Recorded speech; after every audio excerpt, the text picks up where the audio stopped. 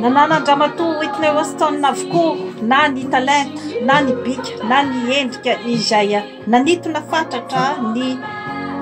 mponina eraky izao tontolo izao izay nakasitraka azy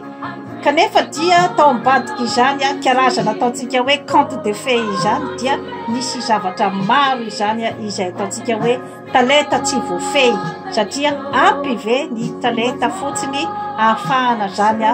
miakatra amin'izany ataontsika hoe trône n'izany succès indrindrandrindra zany dia ny hoe succès maharitra izany satria ao ambadiky ny talenta dia tsara ho fantatritsika ihany koa fa tokony misy ihany koa zany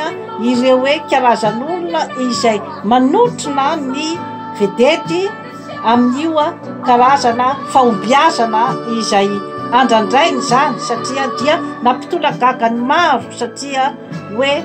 raha ny fijerevana avy ety ivelany zany dia toy nyreny ataontsika hoe zany hoe princesse amin'ny conte de fées ireny izany Whitney Houston zany kanefa tao ambadika zany tao amin'ny resaka encadrement zany no nisy nandringa besaka satria ny olona rehetra izay manodidina na ny ray aman-dreniny na ny ray tapo aminy na ny namany zany dia tsy nisy zany nijery an'ilay hoe maha-olombelona zany anio Whitney Houston io fa dia samy naka ny zavatra izay azony nalaina ny zavatra izay azony nararaotina fa adininy fa olombelona nge no mampandeha anio karazana machine à succès io olombelona mila fitiavana olombelona izay mila kojaina ny fahasalamany ara-batana ara-tsaina ary ara-panahy mikasika an'io karazan'olona io ary adino ihany koa zany fa indrindrandrindra dia ny hoe mila fitiavana ny olombelona iray izay ataontsika hoe zany ao anatin'ny rony atao hoe olona surdoué ireny adinotsika foana izay satria ilay machine industrielle goavana be zany no hitan'ny rehetrarehetra ny machine mamokatra million fa adinony olombelona ao ambadiky izay zavatra rehetrarehetra izay ka momban'ny fianjeran'ny ilay mpanatalenta goavana izany no hoadiaditsika satria rehefa nienjery izy zany dia toa i Bobby Brown izay mpanakanto mpanao rap nanabady azy zany no nampangainy rehetrarehetra fa fototry ny foany zany ny zava-mahadomelona kanefa dia diso dia diso izay zavatra zay satria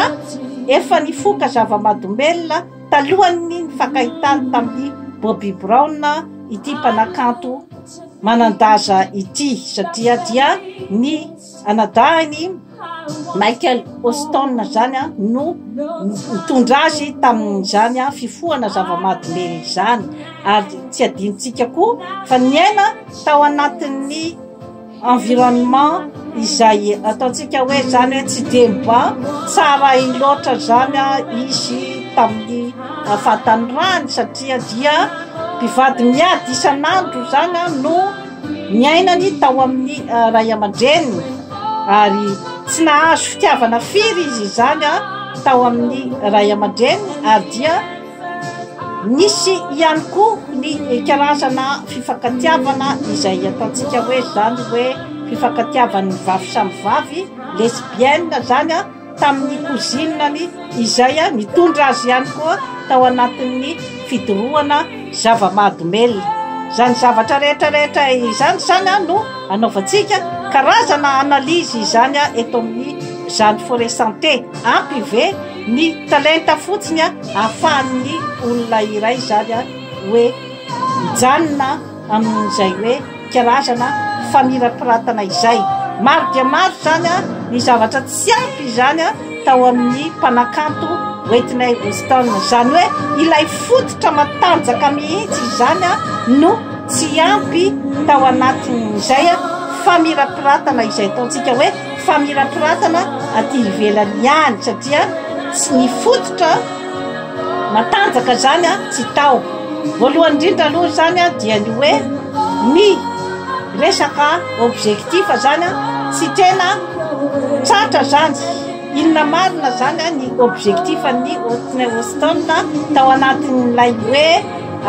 succès izay tadiaviny fa ohatrany hoe nandehandeha tany fotsiny izy zany nampiasa ny talentany tsy nisy akory zany ny ataontsika hoe ilay olona manao coaching ny vedety zany hoe coaching ampatanjaka azy ara-tsaina ara-batana ary ara-panahy satria